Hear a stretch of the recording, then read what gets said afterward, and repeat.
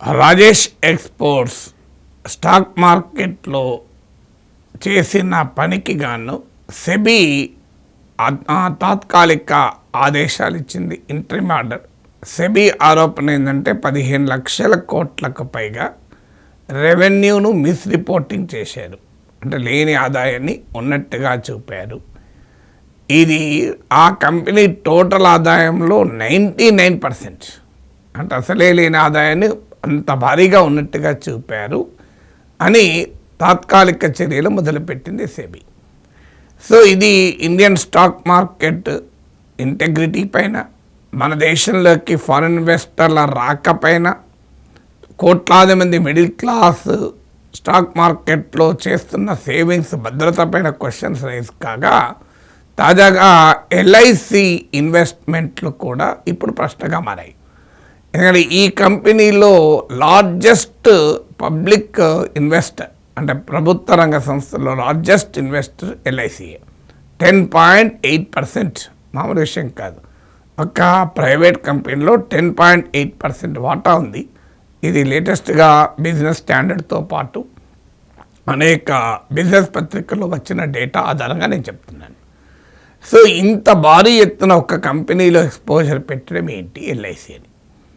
ఎందుకంటే ఎల్ఐసి పైన ఈ క్వశ్చన్స్ ఎందుకు రైజ్ అవుతున్నాయి అంటే, మీరు అంతకుముందు అదానీ కంపెనీలో కూడా ఇలాగే ఎల్ఐసి భారీగా పెట్టుబడులు పెట్టింది. దానివల్ల అదానీ కంపెనీపై హిండెన్బర్గ్ రిపోర్ట్ తర్వాత అదానీ కంపెనీల షేర్లు పడిపోయాయి.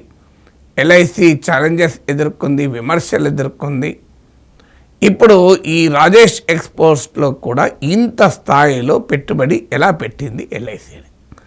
పెట్టుబడి పెట్టడమే కాదు, ఒకవైపు ఈ కంపెనీ షేర్ వాల్యూ పడిపోతూ వస్తుంది, కంపెనీకి మార్కెట్లో విలువ పోతూ ఉంది. మరోవైపు స్టాక్ మార్కెట్ రెగ్యులేటర్లు దీనిపైన అనుమానాలు వ్యక్తం చేస్తూ వచ్చారు.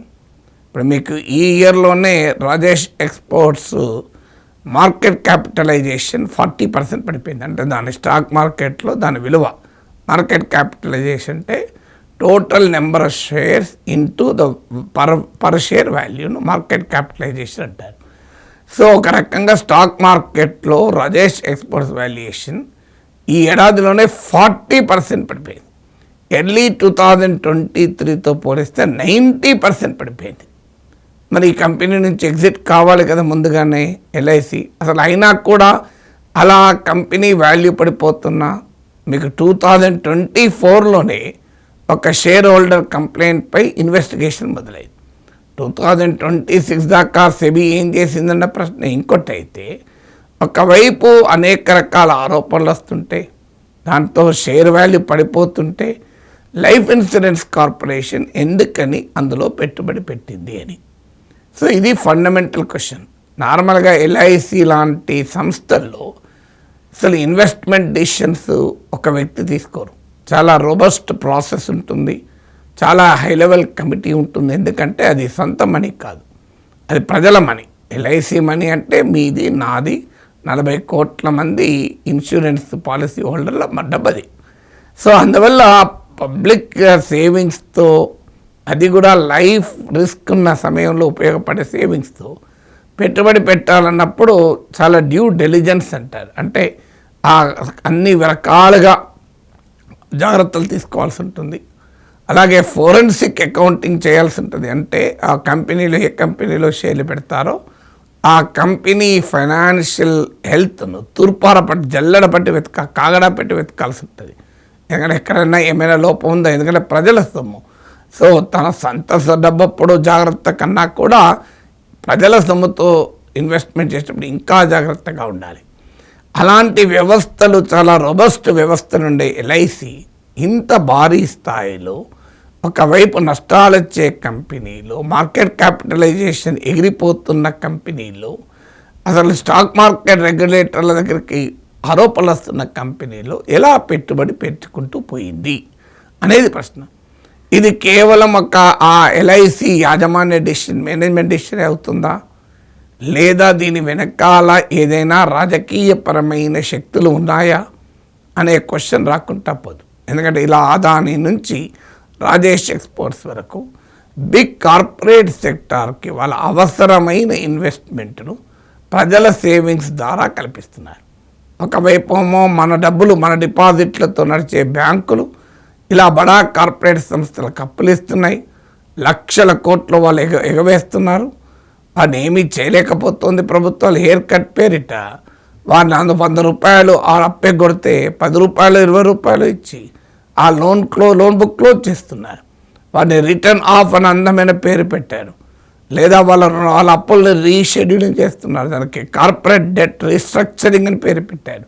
విజయ్ మాల్యాలు, నీరవ్ మోడీలు ఎలా స్టేట్ బ్యాంక్ ఆఫ్ ఇండియాకు, పంజాబ్ నేషనల్ బ్యాంకులకు పెట్టినటువంటి షెడ్యూల్ మనం చూసాం కదా. సో ఇవన్నీ జరుగుతుంటే వాళ్ళు ఒకవైపు మన డబ్బులతో అప్పులు తీసుకొని బడా కార్పొరేట్లు ఇష్టారాజ్యం చేస్తున్నారు.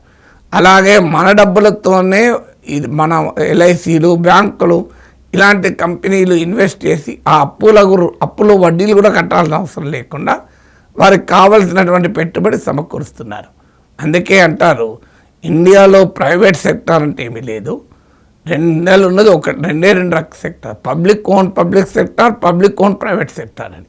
అంటే ప్రజలే యాజమాన్యంలో ఉండే, ప్రభుత్వ యాజమాన్యంలో ఉండే ప్రభుత్వ రంగ సంస్థలు, ప్రైవేట్ యాజమాన్యంలో ప్రభుత్వ డబ్బులతో, ప్రజల డబ్బులతో నడిచే ప్రైవేట్ సంస్థలు, అంతే తప్ప రియల్ ప్రైవేట్ ఎంటర్ప్రైజ్ ఇండియాలో ఉందా?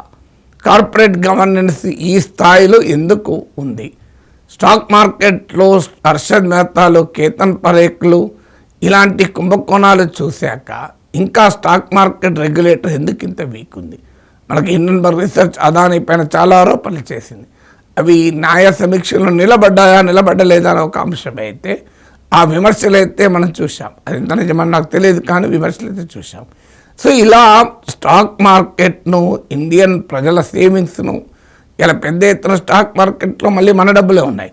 అంటే చూడండి మీరు, నీరవ్ మోడీ ముంచిన పంజాబ్ నేషనల్ బ్యాంక్లో మన డబ్బులే, విజయ్ మాల్యా ముంచిన ఎస్బీఐలో మన డబ్బులే, మీకు ఇలా రాజేష్ ఎక్స్పోర్ట్స్లో ఎల్ఐసి రూపంలో మన డబ్బులే, ఎల్ఐసి పాలసీలు ఉన్న ప్రతి ఒక్క డబ్బులు అక్కడ ఉన్నాయి.